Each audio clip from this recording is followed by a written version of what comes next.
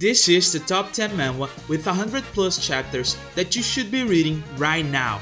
One of the biggest pains of anyone starting to read a manhwa or manga is waiting weeks for a new chapter. So, finding a story with hundreds of chapters released is perfect for you to binge read all at once. That's why I'm gonna give you 10 manhwas that I've read, and each one of them made me spend sleepless nights just wanting to read a little bit more. Dawn was lucky enough to be selected to be part of the dungeon game. A dungeon with several challenges. If you obey the rules, you'll survive. If you disobey, you'll die.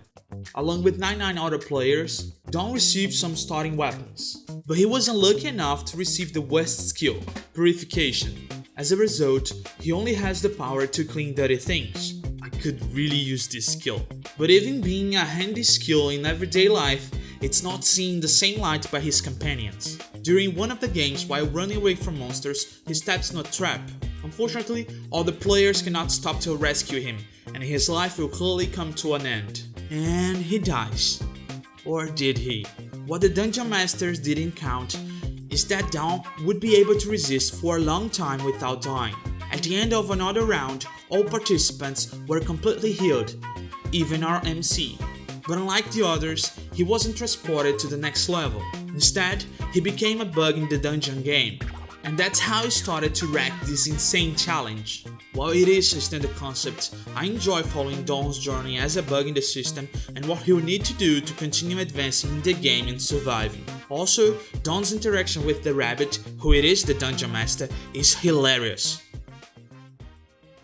The story of Infinite Leveling Marine is pretty straightforward. Dan was a Marine soldier who spent his entire life believing that effort could lead him to grow and change his life.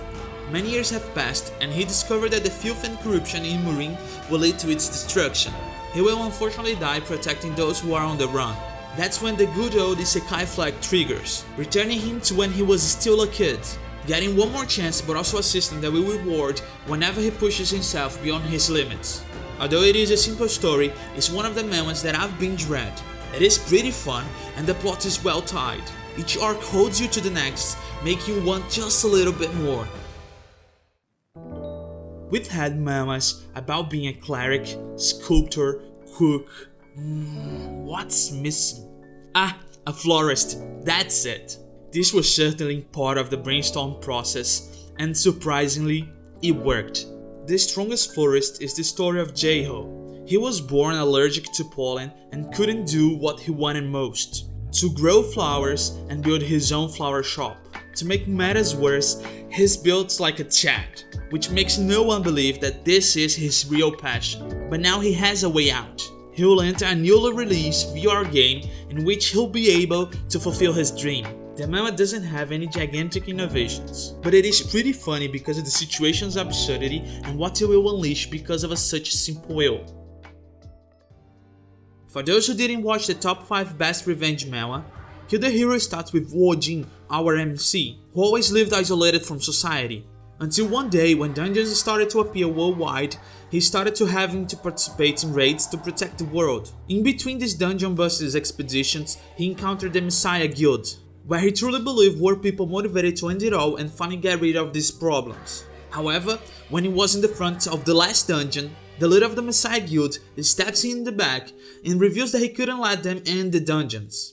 In this world where being a player gives you everything from money, fame and respect, having someone finish the last dungeon will mean the end of all players. But that's where the end game begins. Wojin will have one more chance, and this time he knows exactly who his allies are and especially his enemies. Kill the Hero is a manhwa that knows how to use the protagonist's feelings of revenge to make each arc more interesting. It's one of the few manhwas that I'm not afraid that the plot could have any problems in the future. The Omniscient Reader story is about you and me and just every other weeb. It starts with our MC finishing a novel and getting the first feelings of emptiness after completing a fantastic story, until something strange happens. It seems like the novel's first chapter is taking action in the real world, and everyone's life is in danger. The world where he lives is merged with the novel he was reading, but with some differences. He and his friends are actively participating in the story, which could cause many changes in the future.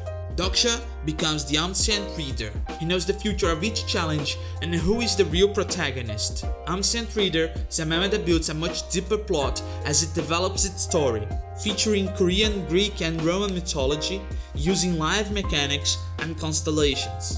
This is a manga that you will always have something even more prominent in the next arc without missing a beat.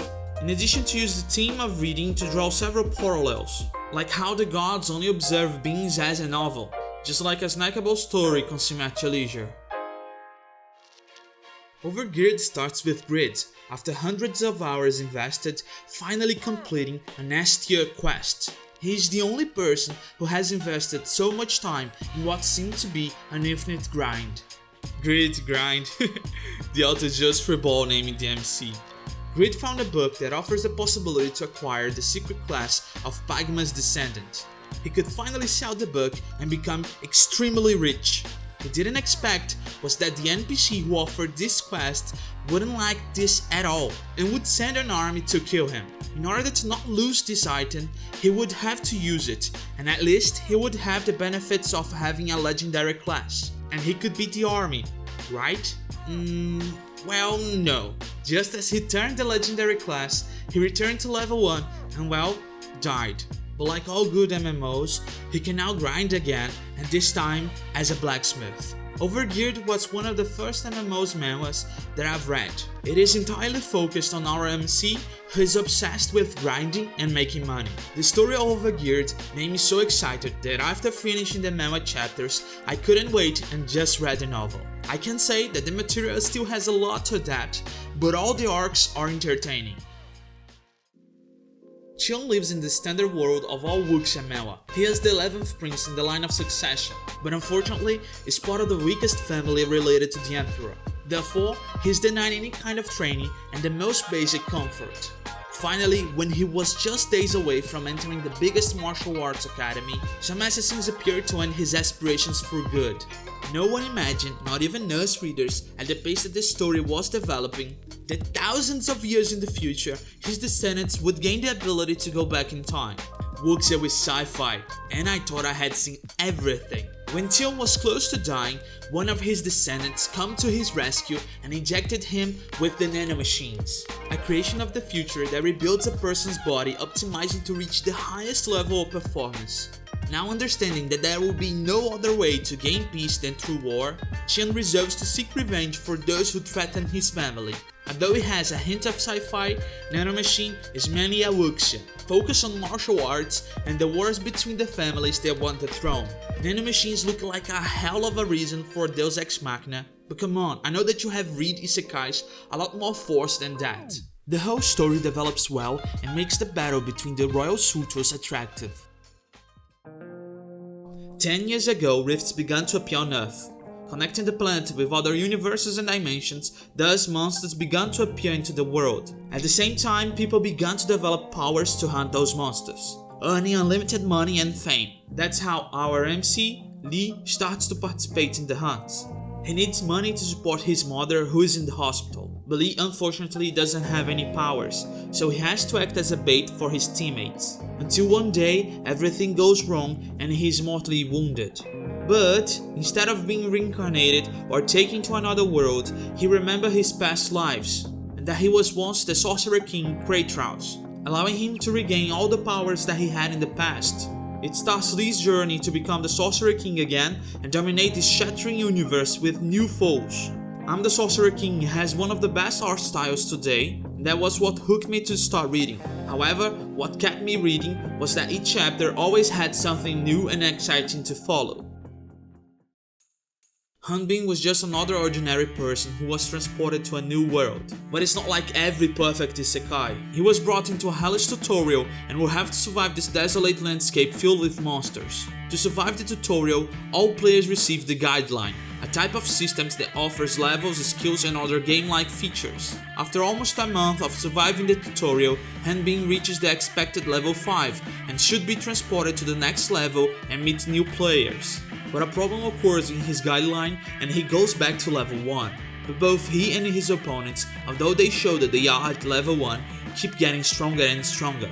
Hanbin continues to try to survive, hoping that at some point the guideline will just work again. This is just the introduction, believe me, there's still much more story, plots, and mysteries. Our MC will still be able to find other human beings in new worlds. This one is definitely not a standard isekai, and many questions will need to be answered along the way. A few years in the future, a catastrophe will happen, erasing human beings from the face of the earth. Well, it escalated fast.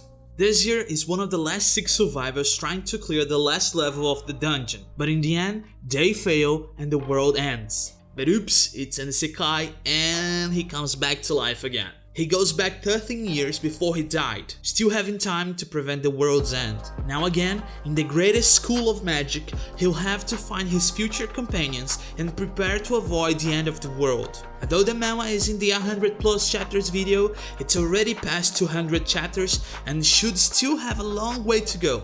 Nevertheless, it is truly entertaining, especially with our MC bringing all his learning and powers from the future to start making an impact in the present. Well, this is the top 10. Leave below in the comments if there is any manhwa with more than 100 chapters that I haven't talked about and why it is so good. For more content about anime, manga and manhwa, click on the subscribe button and see ya weeps!